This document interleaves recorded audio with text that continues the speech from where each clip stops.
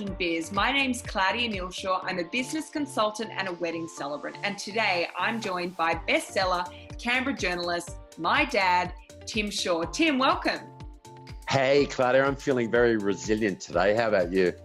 Look, I'm feeling pretty resilient as well. And I think that resilience is one of those buzzwords, particularly at the moment, that people are saying, okay, how can I continue to adapt and the magic word pivot in my business? And I'm not sure about you, Tim, but to me, resilience is about being able to overcome barriers and challenges and come out the other side, either having adapted to a new way of doing business or to have reconsidered what your offering is. And really, I think it's all about adapting to new difficulties. What does resilience mean to you?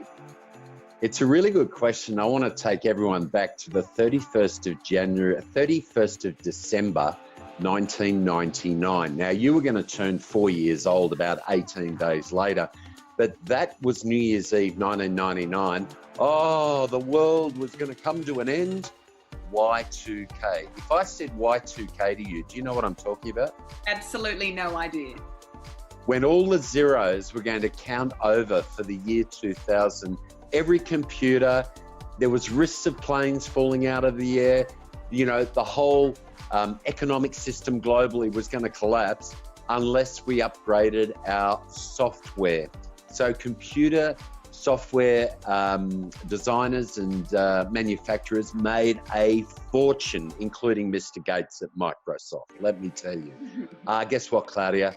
The clock's ticked over, and the 1st of January 2000, we all woke up and went, hallelujah, Happy New Year.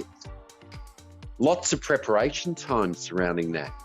Fast forward now to 2019, 2020, of course, the pandemic has taken us all by surprise. And if any of us think this isn't going to happen again, you're dreaming. So what we've got to think about is what are the takeouts and learnings right now, and how do we actually apply that to our resilient business future? There's two things I want to highlight here. One is cash reserves and the other is people reserves. Having cash reserves can float you over the difficult cash flow periods if there is business interruption. And a lot of businessmen and women, the last people to get paid in their business are them. So I'm urging people to start planning, talk to your financial advisor, your accountant, your bookkeeper, about more than just having the tax money there each year. Start planning for some cash reserves for the business. The other challenge too, sadly, Claudia, 3 million people have been diagnosed with COVID-19, many of them small, medium businessmen and women. So that's interrupting their resilience to be able to actually function in their business. So imagine people around the world, some 3 million that have been infected with COVID. As a result of that, those small and medium businessmen and women have got sick. Who's running their businesses for them? And many of those businesses can still operate even in restricted periods. Having people reserves, it's like being able to duplicate Claudia and duplicate Tim, but not to 100%. How do I still keep customer contact happening? How do I keep the business operating and flowing? So two key things for business resilience now and for the future are cash reserves and people reserves. The third really key one, Claudia, this world is permanently different after COVID.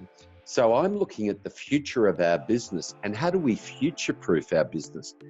We may not be able to travel at the affordable rate on airlines that we used to. We may not be able to do the kind of international business opportunities and even interstate business opportunities. So what I'm saying is start looking about your business and what it looks like in 3 to 5 years' time, and then develop policies and marketing around the future-proofing of your business. You can learn from industry experts, but talk to your colleagues as well, particularly with your B&I network.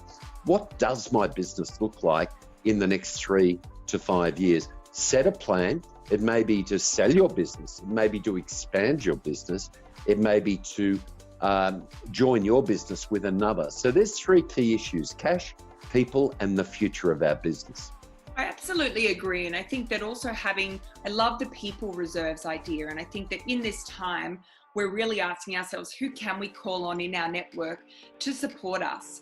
Who can we be inspired by. And, something that I think is a really great strategy, not only for business owners, but anyone who wants to really perfect the routine of their day, is really leaning into that education piece, whether that you're learning from other colleagues, the resources, the free resources available to us right now on the internet.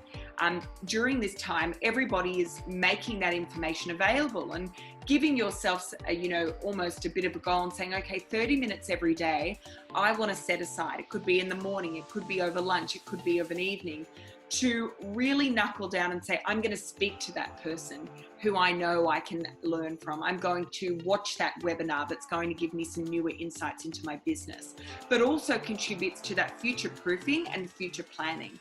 Because as you said, it is going to look very different when we return to normality. What does normality look like?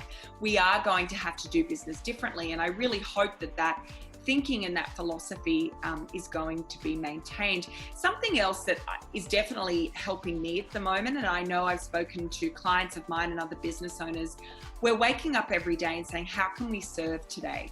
How can we exercise compassion? How can we continue to serve others and bring them, whether it's a service, an aspiration, an inspiration, a motivation, to keep on keeping on in their business. And I think so often we're scared to ask for help from other people. If you are there as a business owner, as a friend, as a colleague, ready to help someone else and be that person that people can call on, I think there's that amazing reciprocation of turning up to give. And if we all wake up every day and turn up to give, I think that we're able to approach business in a really different way. Something else that I think is really important, we're all working from home. For some of us, this is quite normal. For others, it's not normal at all. They're on the front line. They really need to be physically present in their work. But working from home, I think it's so easy to be present at all times, to be available to jump on a Zoom call, a phone call, to answer an email.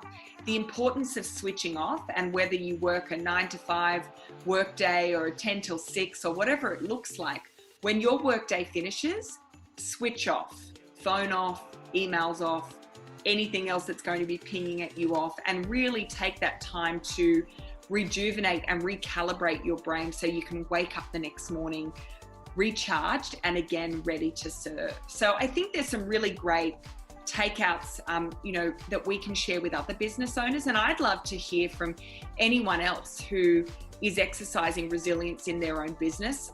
I know that everyone is, but we'd love to know what your tips are. So Tim, I think that each week we're going to be able to come back and have this conversation with each other and almost share maybe our one resilience tip per week, as well as some other interesting insights for people to take on board. Maybe this is their 10 minutes that they're going to watch every day as part of their education. So thank you for joining me, and loved your tips today. Fantastic, Claudia. Look forward to talking and backing biz again real soon. Thanks, Tim.